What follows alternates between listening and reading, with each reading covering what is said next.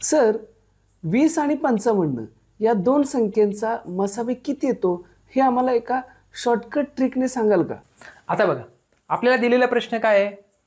20 आणि 55 या दोन संख्यांचा आपल्याला मसावी काढायचा आहे.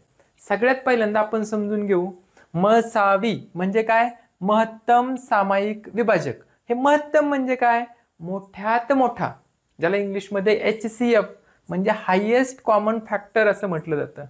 कॉमन फॅक्टर आपल्याला काढायचं आहे, पण कसा? हायेस्ट. अशा प्रकारच्या प्रश्नांचं उत्तर आपण अगदी अर्ध्या मिनिटात देऊ शकतो, पण त्यासाठी ट्रिक महत्त्वाची असते. आता बघा, मी काय ट्रिक वापरतो. आपल्याला दिलेला प्रश्न काय आहे?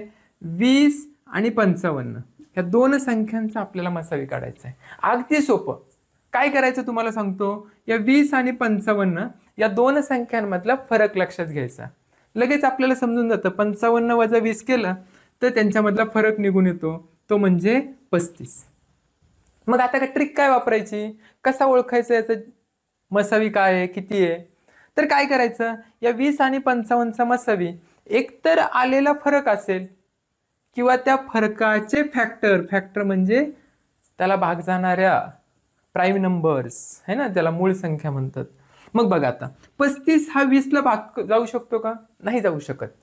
35 ने 55ला नाही जाऊ शकत. पण 35ला भाग जाणाऱ्या कोणत्या संख्या आहेत? 7 आणि 5. याचे फॅक्टर कोण आहेत 35चे? 7 आणि 5.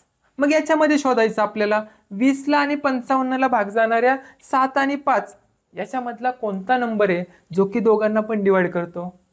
7 ही संख्या 20ला नाही डिवाइड करत ना, पण 5 ही संख्या मात्र 20ला सुद्धा डिवाइड करते आणि 55ला सुद्धा डिवाइड करते.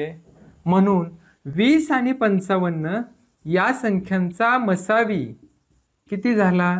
तर तो 5 झालेला आहे.